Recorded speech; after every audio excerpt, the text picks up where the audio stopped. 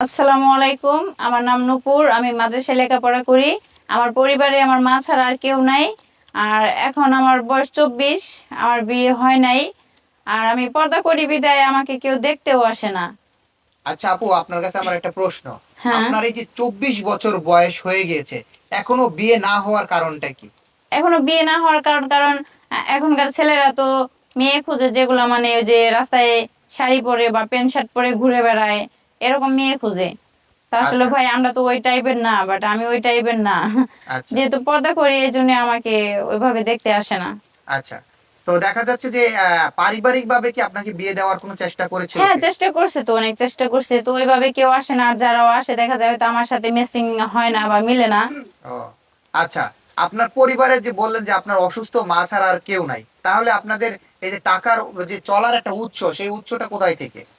এটা আসলে মানে আমি মাদ্রাসায় ওখানে তো ফ্রি, ওটা তো সরকারি। ওখান থেকে আর আমার কিছু দিতে হয় না, আমার মার সরকার থেকেই দেয়। আর এখানে আমার আম্মু এমনি টুকটাক কাজ টাজ করে মানুষের বাড়িতে, এভাবে চলতেছে আর কি। আচ্ছা। তার মানে কি আপনি আপনার হচ্ছে পরিবার অতটা সচ্ছল না? না। আচ্ছা। এই দিকটাও একটা বিবেচনা করে দেখা যাচ্ছে অনেকে বিয়ের হ্যাঁ জন্য হ্যাঁ, আসে নিতে না। চায় না। আচ্ছা। তো এখন হচ্ছে আপনি কি ধরনের ছেলে চাচ্ছেন? আপনি যে বিয়ে বসবেন, কি ধরনের ছেলে চাচ্ছেন? আমি ছেলে চাচ্ছি, অবশ্যই পর্দাশীল হতে হবে। মানে আমি তো মেয়ে মানুষ, পর্দাশীল, বাট অবশ্যই যেন নামাজ পড়ে 5 ওয়াক্ত।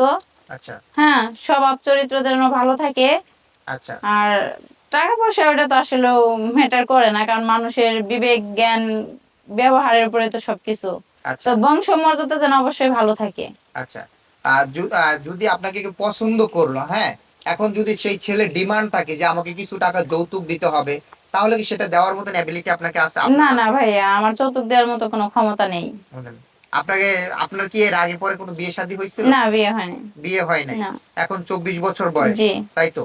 এখন হচ্ছে দেখা যাচ্ছে আমাদের ভিডিওগুলো বাংলাদেশে সীমাবদ্ধ থাকে না, দেশে এবং দেশের বাহিরে সমস্ত জায়গায় মানুষগুলো দেখে। এখন যদি প্রবাসী কোনো ভাই যদি আপনাকে বিয়ে করতে চায়, তাই সেক্ষেত্রে বিয়ে করবেন কিনা? হ্যাঁ, বিয়ে করব, সমস্যা নাই, তবে অবশ্যই নামাজ পড়তে হইব 5 ওয়াক্ত। 5 ওয়াক্ত নামাজ হ্যাঁ, পড়তে হবে। আমার দাবি একটাই যে নামাজ পড়তে হবে। নামাজ পড়তে হবে হুম। আপনাকে।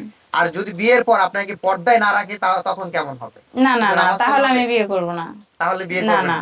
না, বিয়ের পরও যেন আপনাকে পর্দায় হ্যাঁ, রাখে। আমাকে পর্দায় রাখতে হবে এবং উনিও যেন ওইভাবে চলাফেরা করে। আচ্ছা। আচ্ছা। তো এখন হচ্ছে আপু, পরিশেষে আমি আর একটা বিষয় জানতে চাই। এই যে আপনি বিয়ে বসতে চাচ্ছেন, এই বিষয়টা কি আপনার আম্মা জানে? হ্যাঁ, আম্মু জানে। আম্মু জানে? হ্যাঁ। আচ্ছা। তো আপনার আম্মু যেহেতু আপনাকে বিয়ে দিতে ব্যর্থ হচ্ছে, বারবার বিয়ে দিতে চাইলেও বিয়ে হচ্ছে না, এর মূল কারণটাই হচ্ছে আপনার আর্থিক সমস্যা আর এবং পর্দাশীল, হ্যাঁ। পর্দাশীলতা, তাই তো? এখন হচ্ছে একজন আলেম বা হচ্ছে একজন ভালো, মানে ইসলামিক মুন মাইন্ডের যদি ছেলে পান, তাহলে বিয়ে করবেন, তাই তো? হ্যাঁ। আচ্ছা। কোনো হ্যান্ডসাম ছেলে, যদি স্মার্ট ছেলে যদি বিয়ে করতে চায়? না না না না, আমি এরকম ছেলে চাই না। এরকম ছেলে না। চান না? আচ্ছা। তো আপু, আপনাকে যে বিয়ে করবে, ঠিক আছে, আপনার কোনো ডিমান্ড আছে নাকি যে তাকে, তার টাকা পয়সা থাকতে হবে, বাড়ি গাড়ি থাকতে হবে, এরকম কোনো আমার ডিমান্ড আছে কোনো নাকি? ডিমান্ড নাই, বাট আমি এটাই চাই যে আমাকে যেন পর্দাশীল ভাবে যেন রাখে ঘরের ভিতরে। বাট উনিও যেন 5 ওয়াক্ত নামাজ পড়ে। আর সারা জীবন যেন একসাথে থাকতে পারি, যতদিন আল্লাহ বাঁচায়। আচ্ছা। পাশে যেন থাকে। আচ্ছা। তো আপু, আপনার সাথে মানে যোগাযোগ কিভাবে করবে? অবশ্যই ইনবক্সে যোগাযোগ করবেন। আর নাম্বার তো দেওয়াই থাকবে স্ক্রিনে, স্ক্রিনে দেওয়া নাম্বার যোগাযোগ করলেই হবে। আচ্ছা। এটা কি আপনার নিজের নাম্বার? জি। আচ্ছা। তো দর্শক, যদি কেউ নূপুর আপুর দায়িত্ব নিতে চান, তাহলে আমাদের সাথে যোগাযোগ করবেন।